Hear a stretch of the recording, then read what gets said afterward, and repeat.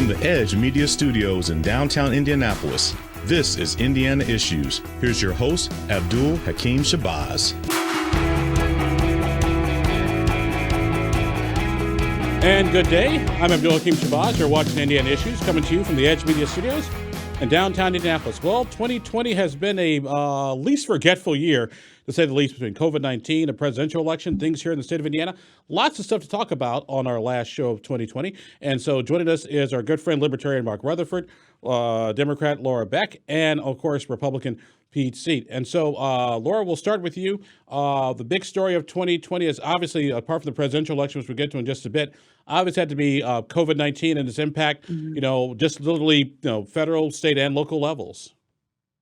Yeah, absolutely. I mean, if all of us sitting here a year ago could have predicted that we would be talking about COVID-19 and our lives would have slowed down and come to a halt because of a global pandemic, I think we all would have laughed at each other. But yeah, I mean, it really has defined this year. And I think beyond defining this year, it's going to define decades to come, especially when we think about the impact on education and schools, the impact on the economy, frankly, the impact on the presidential election. When you think about it in that perspective. So it really has touched every facet of our lives. I think there's reason for great hope as we move forward into 2021 with the vaccines on the horizon and the fact that we have better treatments and we know more about the virus. But it has really just cast a shadow over 2020. And I think it's going to have a lasting impact as we move forward. Pete, let me get your thoughts on COVID-19 and just its impact on 2020, my friend. Yeah, I mean, Laura's correct. I mean, it will accelerate the shift to remote work and remote learning. It already has for a lot of people, including those of us here on the show today who have been working from home for several months. But I think it shows how government and the private sector can work together. Look at Operation Warp Speed. Give credit where credit is due. The administration in Washington made it a top priority to get a vaccine done as quickly as possible. A lot of vaccines can take a decade or more to develop and get in people's bodies. This vaccine is being administered as we speak. Vice President Mike Pence, Second Lady Karen Pence, Jerome Adams, they've all received the vaccine, and it's because of the federal government working in concert with the private sector that we can say that is happening. So while we have lived through some unprecedented and depressing times over the last several months, there is a lot of good news happening and a lot of good news yet to come. Mark, let me get your thoughts on, like I said, the whole treatment of COVID-19, particularly here in the state of Indiana. Well, state of Indiana, we haven't been hit as hard as other states with the treatment about how citizens can and cannot do things, businesses can or cannot do stuff. But we have been, and it has upset a lot of people, and that's going to have a long range effect. I know there's a lot of talk in the legislature about what's going to happen with the governor's emergency powers, define it in a different degree. It's all rumors right now. Nothing's going to happen until they reconvene in January, and we'll see what actually turns out to be. But there's a lot of people who were having doubts about how things were going, and it's accelerated just like it has for businesses going remote, which our firm was in the process of doing it. Thank goodness we were when it hit, because we actually had the equipment coming in that day when we had the governor's order in March. So it has changed the world, but it's also changed things for decades to come, like Laura said. And a lot of people, the medical community has really stepped up. I know a lot of doctors and nurses. I think they've done a great job. They're very concerned on how and what they should do. I have found them very flexible about changing their minds as things go on about what works and what doesn't work. And the long range effect will be that there are some groups that are reevaluating who they are aligning with. And this is all over the place. We're going to have a major realignment. It was already happening politically wise, but this is accelerating it. Laura, let me talk about the politics of COVID-19, because that it got to be, the president would say one thing, Dr. Fauci would say something else. Help us out here with that. Well, I don't know if I could help you out with that. I mean, I'm certainly not an interpreter for Donald Trump. I mean, I think what we've seen is that he could not have done a worse job of handling this pandemic in terms of his messaging and in terms of his behavior, especially when he caught COVID-19 and there was just that outbreak in the White House. I think that was politically, I think that really hurt him. By punting everything, by the federal government punting everything to the states and to local governments, what they did is, instead of people putting their ire on the federal government. I mean, for example, Congress would be a great example. Instead of, folks really pressuring Congress for relief, they ended up putting so much of their anger and their frustration on their local governments, when really they were the messengers of very untenable messages to give, frankly. So because there wasn't any direction from the top, it really made its way down to the states. And I think that's why you saw such disparate efforts. We did, I think, at least here from the beginning of the pandemic up until now, we did see, interestingly in Indiana, we did see Governor Holcomb ultimately working with other states as a region. And that's not something that we've seen happen before. Especially when you talk about, some of the ads we've run before, telling folks to come from Illinois to Indiana. So it was a little bit more cooperation, I think, and I think that was actually very helpful. And I think those governors were able to give each other some coverage, frankly. But the federal response, or lack thereof, made it incredibly complicated for folks on the ground to do their work. Pete, like I said, we're in the middle of issuing a vaccine. Another, I would say, Medea was just approved recently as well. So we got 5 or 6 different vaccines out there. Did all this work in spite of or because of the Trump administration? Well, as I said earlier, give credit where credit is due. And the federal government did implement Operation Warp Speed, did work with the private sector to develop the vaccine as quickly as possible. Of course, the Federal Drug Administration, the FDA, is in charge of giving approval to the vaccines. They cannot be administered to Americans unless the FDA approves them. And many of them, as you mentioned, have received that emergency authorization already. I will say with Governor Holcomb, I have said this 1,000 times by now on this show and others, balancing the economy and balancing public health is no small task.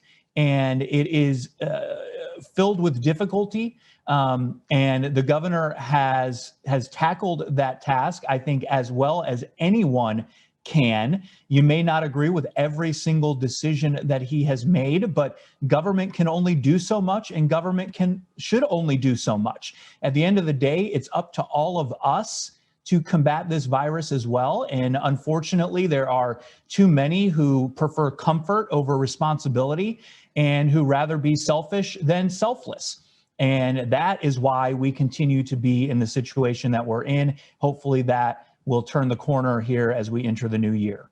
You're watching Indiana Issues. I'm your host, Abdul-Hakim. We're coming to you from the Edge Media Studios in downtown Indianapolis. Our political panel today is Libertarian Mark Rutherford, Democrat Lara Beck, and Republican Pete Seat. The other big news of the year was obviously the presidential election. A little different than before because, once again, the pandemic had impacted everything. The Trump administration, as we record this program, is still kind of, even though they've lost in court, they're still trying to fight this along the way. Pete, let me start with you. Have you ever seen a presidential election quite like this? You actually worked for a president. I did, and that president, as you might recall, won after a protracted 36-day battle that ultimately went to the Supreme Court as well in the year 2000, 20 years ago. This one is very different, and like you, Abdul, I hate being right. But I have to say I was right on this one. I had a column in the Indianapolis Star in October, right before the election, that analyzed that neither side was prepared to lose. And can you really win if no one can lose? I think on the Biden side, they believed a loss would have been because of Russian collusion or foreign interference. And on the Trump side, it was because of voter fraud and mail-in balloting. And it is playing out right now just like that. Joe Biden is going to be president. We've known this since November 7th. These cases are playing out. The process is playing out. It will not change the results. But real quick, we cannot lose sight that election fraud is real. It is not necessarily as widespread as some claim, but it is not also not non-existent as others claim. It does happen, and we need to keep our eye on it and work harder to prevent fraud before Election Day than try and exposing it after Election Day. And Laura, let me get your thoughts on that, because I thought Pete made a very salient point, which is, yes, there is some fraud because it's a system run by people, and because some people are bad actors. However, it was not enough nor systemic enough to change the outcome. No, it wasn't. And first of all, I hope you can't hear my dog barking in the background. She's really we like somebody at the front door. Yeah, we like his input too. Here. So it's real life here with me and my dog, with my dog and I. I mean, I think that the whole, I think it's really challenging when the whole election fraud and this vast conspiracy of election fraud is put out there, because essentially what you're doing, you're saying that these Secretary of States who are, in most cases, in a number of cases, are Republicans, and Indiana's a Republican, these Secretary of States, these local county clerks, you're basically saying that they're not able to do their jobs because of voter fraud, right? And you're putting them in this terrible position. To me, there may be a bad actor out there, but it's not some widespread. It's not some widespread global conspiracy, frankly, and it's incredibly irresponsible of Donald Trump to be perpetuating this, and it's terribly irresponsible of the people who stand up for him to be perpetuating this. I mean, not to pick on Todd Rokita, but I caught him on an interview not too long ago where he was going on and on and on about voter fraud. And I thought, well, you were the Republican Secretary of State. Give me a break. If there's terrible voter fraud in Indiana, there hasn't been a Democrat Secretary of State since, I think, Joe Hogsett. So let's stop this, because it's not effective. And frankly, it hurts them in primaries because it depresses turnout for their voters. Mark, let me get your thoughts, because one of the things that the Trump people did was they went to court to get a lot of this adjudicated, the Trump administration and their supporters, but they were basically maybe 1 in 52, and the one was more of a technical victory than anything else. Right. I mean, our election system has lots of checks and balances. It's not perfect. It's done by humans. Libertarians are very critical of a lot of our electronic voting machines because there are flaws in them that need to be addressed, and that goes to Pete's comment. Let's, before elections, keep working on it, making them better. And the reality is electronic voting machines are the wave of the future. People who are under 25, they're just amazed that there was paper ballots at any time. They may not even understand how to use them. But so you have to keep evolving with the way the culture and our technology is, and keep pushing to make sure it's better. And libertarians, we see flaws in electronic voting. A lot of libertarians are very good at stuff like that. And we just hope that the election officials keep addressing it. If you keep doing that, you're going to keep fraud down to a standpoint where it hopefully doesn't ever affect an election. Pete, Laura, real quick before we take a break here, I want to get your thoughts on this one. Even though looks like Joe Biden will be sworn in as president on January 20th, Republicans did score some victories on the House side. They picked up about 14 seats and some change. The Senate is still a toss-up right now as we record this program. What does that tell you?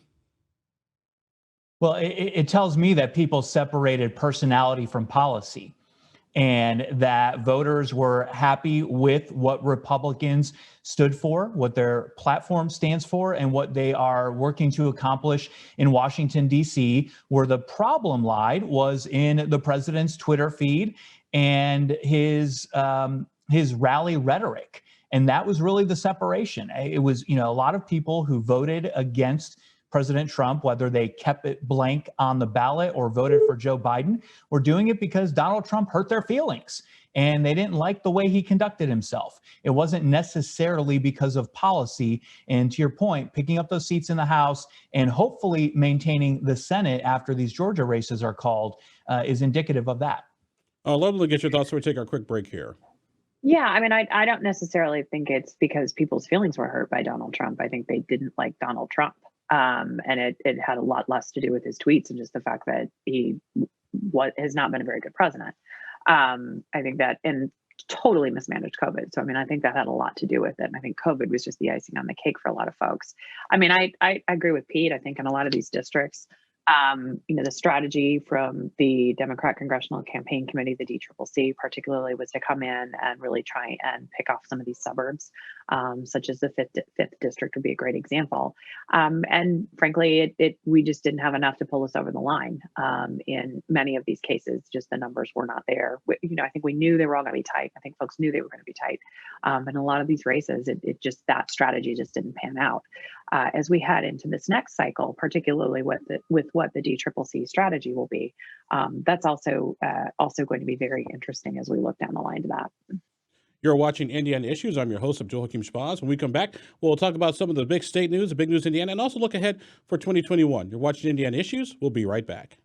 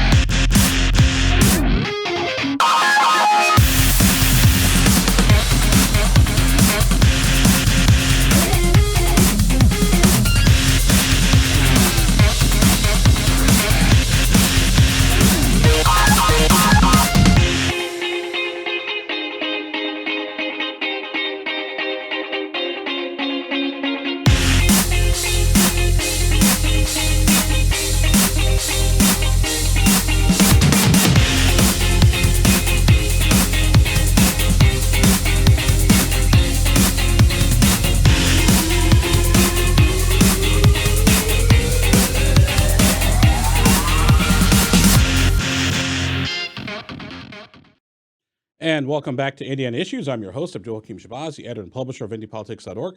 Our guests today are Libertarian Mark Rutherford, Democrat Lara Beck, and Republican Pete Seat. My friends, want to change gears a little bit and go to the Indiana part of the news. Big news in Indiana this year, obviously. We had a governor's race. Governor Eric Holcomb won convincingly. Republicans picked up spots in the Senate, and Victoria Spartz kept control. They kept control, Republicans, of the 5th Congressional District. Pete, let's start with you. What would you say was the big story out of Indiana this year? The governor being reelected is big news because it's a governor being reelected, but it was not surprising news. We knew he was going to win, and he was going to win by a large margin from the very beginning. I think the fact that Democrats barely mounted a campaign was a clear sign that would be the case. I would say that the victory of Victoria Spartz, probably the most surprising, because Democrats had actually put a lot of eggs in that basket. They thought Christina Hale had a decent chance. They believed all their polling. They believed all their spin. And frankly, I felt for some of it too. There were people on the Republican side, including myself, who thought it was going to be a very close race, likely 1.5 percentage points in either direction. The convincing win that Victoria Spartz ultimately had was a surprise to many. I would also say, just when it comes to the state house, we have seen, again, that Democrats can only win in Indianapolis. It used to be cities. It's not even cities anymore. It's Indianapolis. It is not the Indiana Democratic Party. It is the Indianapolis Democratic Party. You have places even like South Bend and outside of Louisville where millennial members of the General Assembly won against Democrat incumbents that are twice their age. It is happening everywhere across the state. Democrats are losing the little ground that they had because Republicans are winning, and winning. Lara, I'm going to get a strange feeling that you probably necessarily agree with that sentiment, so I'll go ahead and let you respond. Well, I get to spend enough time with Pete that I sort of already know what he's going to say. And he does a nice job of doing that. But this was not a great cycle for us. I mean, I'm not going to try and sugarcoat it. It wasn't a great cycle for us. And I think there is going to be quite a bit of discussion and work that goes into rebuilding and what comes next. At the same time, we have been in legislative districts. Essentially, it's in Indiana. The Republican legislators pick their constituents, not the other way around. So we do run into that, which makes it incredibly challenging. However, I do think there were some bright spots. We did pick up some seats, which is always promising. And in that 5th district, I mean, Christina ran a terrific campaign and really energized voters in a way in that district that you really haven't seen. So I think everyone knew that race was going to be close. I think we were all very hopeful about it. But that doesn't necessarily mean that Victoria Sparks is going to have that seat for the rest of her life. So I think we have to also be mindful of the opportunities ahead. As we're heading into the next legislative session, I think particularly we're going to have, this is going to be an interesting session, particularly as it's being conducted in the backdrop of COVID. You know, COVID isn't going away. So we also have to be mindful of that and how that's going to also impact local folks and how Democrats can get that message to them in an effective way. Mark Rutherford, what would you say was the big story here in Indiana for 2020? Was it the governor's race, or was it the Donald Rainwater challenge? Well, I think it was the Donald Rainwater challenge because he got a little under 12%. But more importantly, he about 32 to 34 counties, I forget the exact number, he came in 2nd place in the governor's race. This is a Libertarian in a statewide race. We've never had that quite of showing before, and that can be very significant. And to me, that shows 2 things. One, it shows there's some weakness in the Democrat Party, and there's also some fractures in the Republican Party. So the real question is, what are the Libertarians, what are we going to do to take advantage of that? If we found new people who will support our candidates, who like us, or is this just a one-off?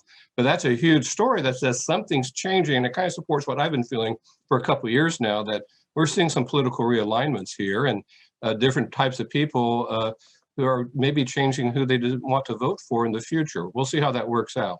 I want to talk about what's ahead for 2021, if I could. One of the big issues, particularly in the legislative session, is going to be, does the legislature curb some of the governor's emergency authority to declare these sort of month-to-month emergencies?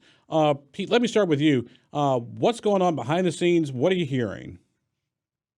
Well, the discussion is going to take place. It is taking place, but I don't think it's going to dominate session the way a couple of members of the General Assembly want it to dominate session. Let's keep in mind, it is the legislature that gave the governor these powers, and he was exerting the executive authority that was given to him by the legislature under extremely unprecedented circumstances. As he has said himself, the virus cannot be told to stop transmitting from person to person so that the legislature can get together and have a 30-day conversation about what to do next. He has to act in the moment in real time, and that is what he did. So the conversation will happen. They may tweak the rules a little bit moving forward, but I don't think it's going to dominate. What will dominate is the budget and financial constraints as a result of the coronavirus. Indiana in much better position than most states because of the healthy reserves we had. And of course, Lara hinted at this, the redrawing of districts around Indiana. But let's be serious. Democrat problems are not because of how districts are drawn. 88% of county offices in the state of Indiana are held by Republicans. Should we redraw the counties while we're at it, guys? This is because the party lacks ideas. The party can't recruit candidates. They can't train volunteers. That's why they lose. On the Republican side of the aisle, it's a very different story, strong on policy and strong on politics. Lara, I'll let you respond. And also your thoughts on what's going to be big in 2021. Well, I'm young enough to remember when the House was at a 50-50 split. And that was before the sort of power-grabbing map drawing took over. So that's my comment on that. I do agree with Pete on the emergency power piece. I mean, I think that we are in unprecedented times, and we do not have the ability, especially in a global pandemic, for the legislative body to micromanage, frankly, the governor's office and the health department. I just think that's ridiculous, and I think that's typical of some members of the General Assembly. They want to micromanage the mayor of Indianapolis. They want to micromanage the governor. That's not their job, and especially in light of a global pandemic, when you have to move and make decisions on a very, very quick basis.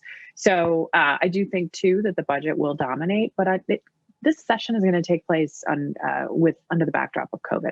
So already on Organization Day, so much of the conversation focused around who was going to wear masks, who wasn't going to wear masks. And if the vaccine has not made its way to these folks yet because they are likely not essential workers who need it right away.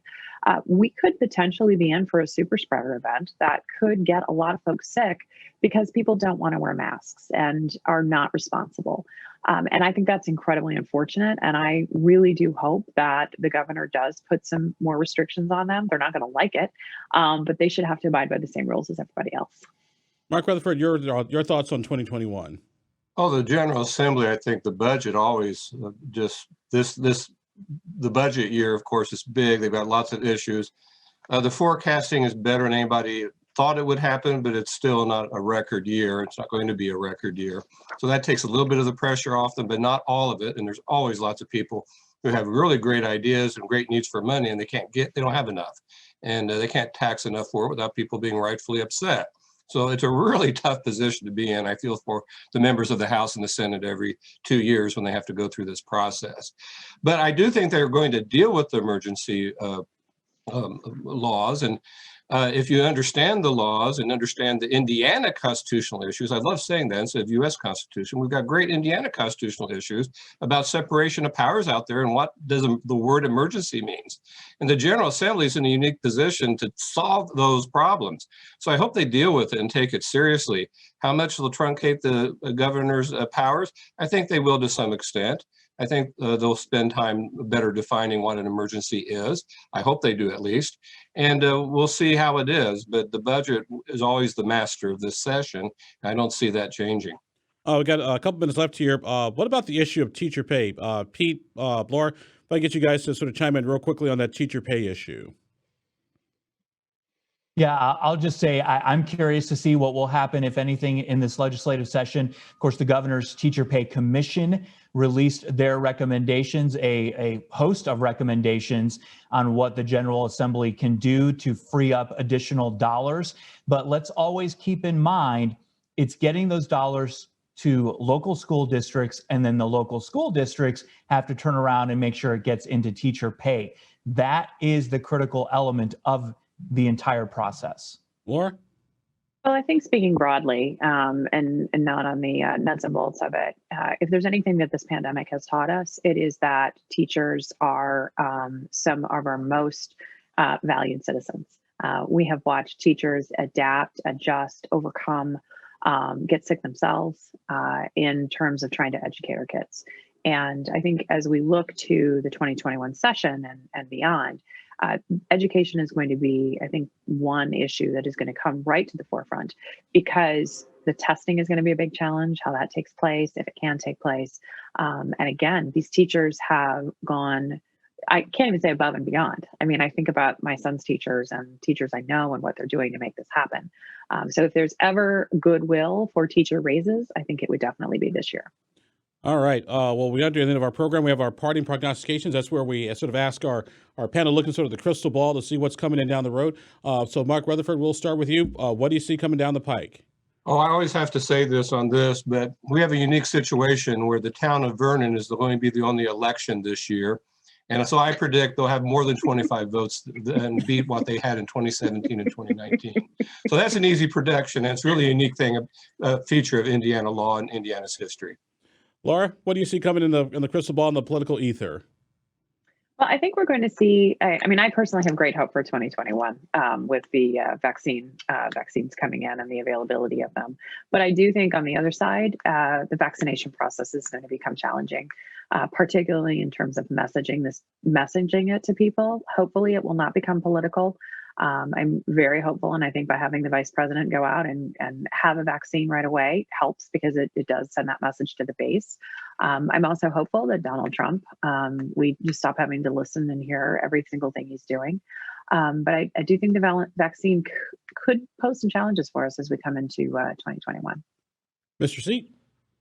Well, my crystal ball is a little foggy, has been for several years. But I think the governor, and this has been announced somewhat, but the governor is going to launch a political action committee here in the coming weeks, shifting some of the leftover funds from his gubernatorial campaign into a PAC so that he and his team can aggressively communicate in support of his agenda and help allies up and down the ballot across the state. I'll also say the other thing I'm going to have my eye on is the rubber chicken circuit, to the extent that it occurs in 2021, to see who might be running for Secretary of State or Treasurer in 2022 and who's sniffing around for that gubernatorial seat come 2024.